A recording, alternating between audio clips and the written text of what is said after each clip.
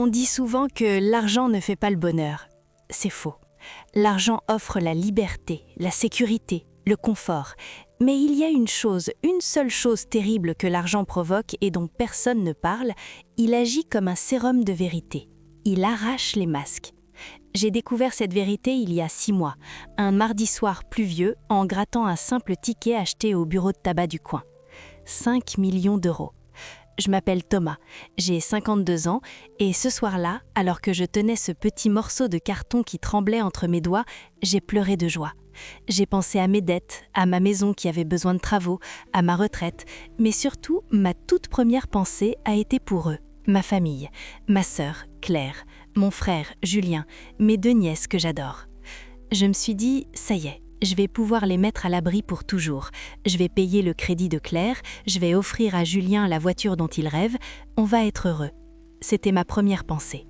La pensée d'un homme naïf qui aime les siens inconditionnellement.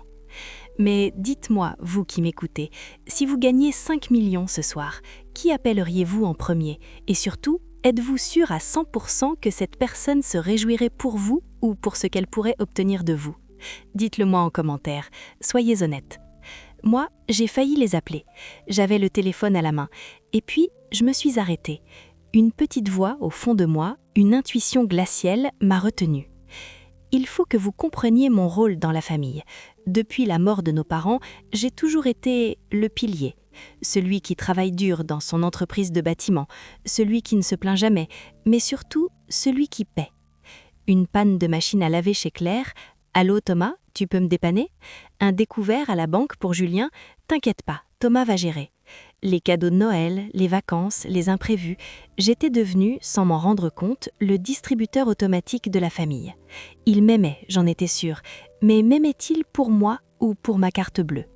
Alors, assis dans ma cuisine, riche de 5 millions mais soudain terrifié, j'ai décidé de faire un test cruel, un test dangereux.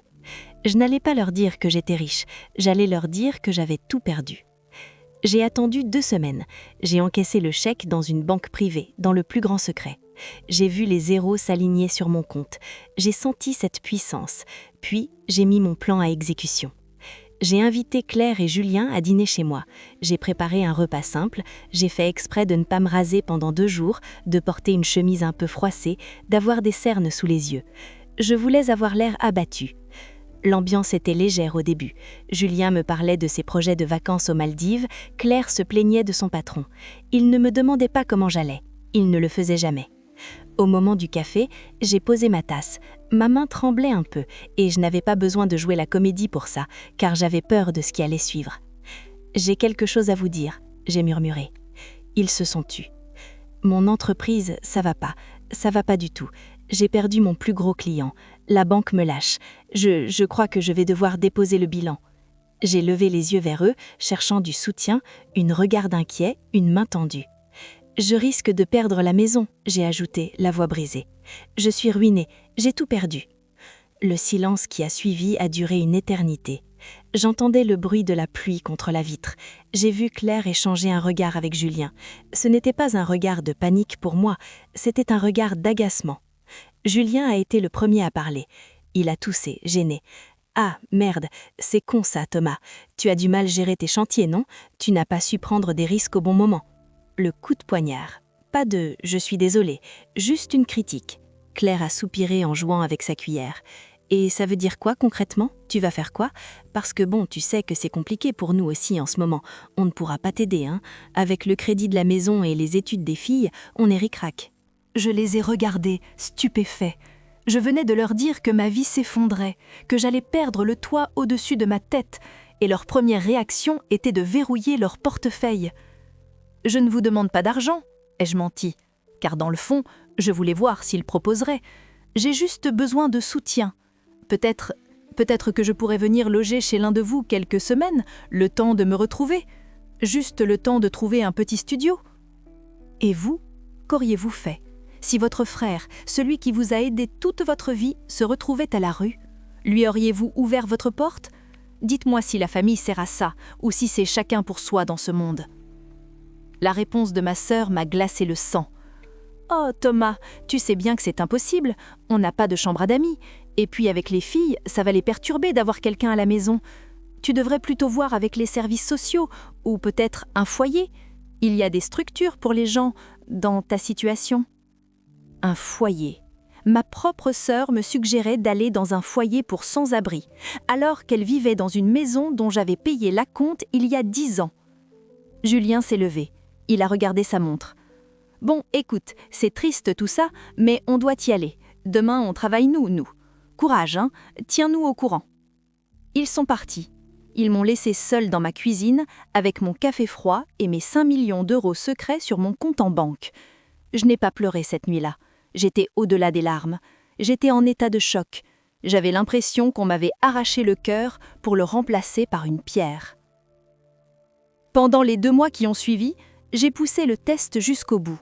J'ai arrêté de les inviter, j'ai vendu ma voiture, pour en acheter une mieux, mais ils ne le savaient pas, et j'ai commencé à prendre le bus. Mon téléphone, qui habituellement sonnait 3 fois par semaine pour des services, est devenu muet. Pas un message. Comment tu tiens le coup ? Pas un appel. Tu as besoin de manger ce soir ? Rien. Le néant. J'étais devenue un poids mort, une honte.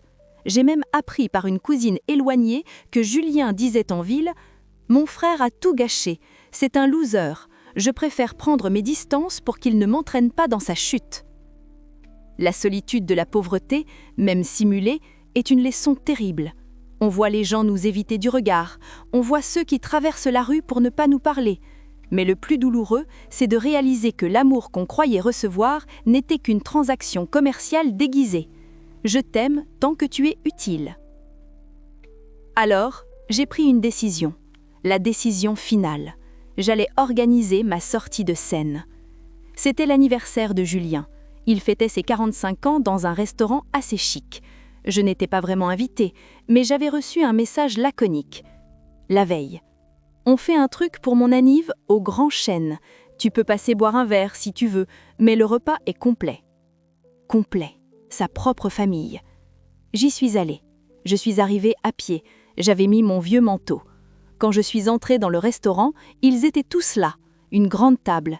Claire, son mari, Julien, sa femme, mes nièces et quelques amis. Ils riaient, ils buvaient du champagne. Quand ils m'ont vue, les sourires se sont figés. J'étais la tache dans le tableau, le parent pauvre qui fait honte. Julien s'est levé, un peu agacé. « Ah, tu es là. Écoute Thomas, on est un peu serré là. Prends une chaise au bar, on t'offrira une bière plus tard. » Je suis restée debout. J'ai senti la colère monter. Non pas une colère rouge et violente, mais une colère froide, calme, définitive. J'ai sorti une enveloppe de ma poche intérieure. « Je ne vais pas rester, Julien. Ne t'inquiète pas. Je ne veux pas gâcher ta fête. Je suis juste passée te donner ton cadeau. » Il a ricané. Ses amis aussi ont souri. Quel cadeau un homme ruiné pouvait-il offrir ? Un bon pour un lavage de voiture ? « C'est gentil, » a-t-il dit avec condescendance en prenant l'enveloppe. « Fallait pas te saigner pour ça. »« Ouvre-le, » ai-je dit. Il a ouvert l'enveloppe. À l'intérieur, il n'y avait pas de carte d'anniversaire. Il y avait une photocopie. La photocopie de mon relevé de compte bancaire daté de ce matin. Solde créditeur, 5 440 000 €. J'ai vu ses yeux s'écarquiller. Il a cligné les paupières. Il a relu. Il a regardé le nom sur le relevé. C'était bien le mien. Il a ouvert la bouche, mais aucun son n'est sorti. Sa main a commencé à trembler, exactement comme la mienne le jour où j'avais gagné. Il a passé la feuille à Claire qui était à côté de lui. Claire a poussé un petit cri étouffé. « 5 millions ? Mais Thomas, c'est quoi ça ?» Le silence est retombé sur la table. Mais ce n'était plus le silence du mépris. C'était le silence de la convoitise, le silence de la honte aussi. Tous les regards se sont tournés vers moi. J'ai vu leurs visages changer instantanément. La condescendance a disparu, remplacée par une lueur avide, mielleuse, presque dégoûtante. Julien s'est levé d'un bond, renversant sa chaise. Il est venu vers moi, les bras ouverts, un grand sourire faux plaqué sur le visage. « Mais, sacré Thomas, c'était une blague. Tu nous as fait une blague, tu n'es pas ruiné. Oh mon Dieu, c'est incroyable. Viens là, mon frère. Garçon, rajoutez une chaise. Apportez du champagne pour mon frère. » Il a essayé de me prendre dans ses bras. J'ai reculé d'un pas. Juste un pas.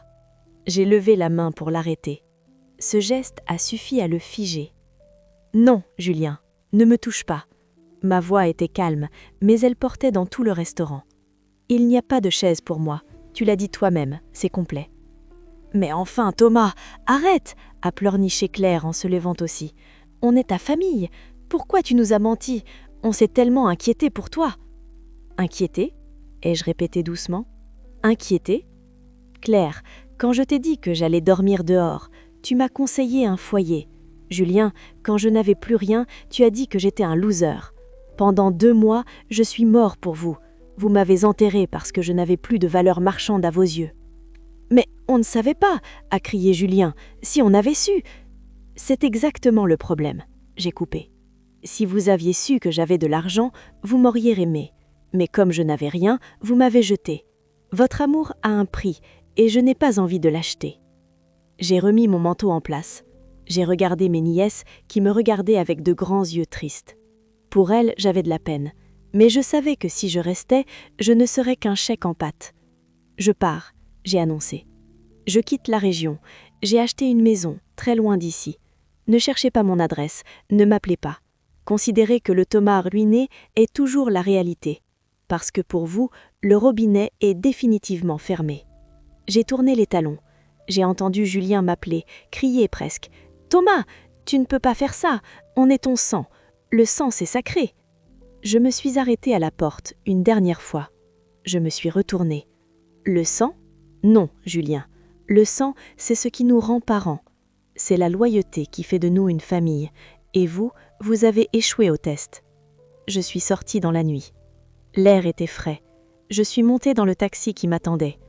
En m'éloignant du restaurant, j'ai vu à travers la vitrine. Ils s'engueulaient. Julien criait sur Claire. Il se renvoyait la faute. Il ne pleurait pas ma perte, il pleurait la perte des 5 millions. Cela fait 4 mois maintenant. Je vis au bord de la mer.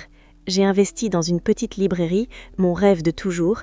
Je me suis fait de nouveaux amis, des gens qui ne savent pas que je suis millionnaire.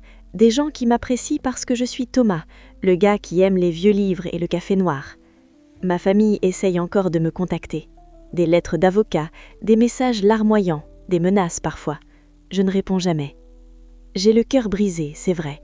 On ne guérit pas facilement de la trahison des siens. Il y a des soirs où je regarde le coucher de soleil et où j'aimerais partager ça avec mon frère. Mais je me souviens de son regard ce soir-là. J'ai payé le prix fort pour la vérité.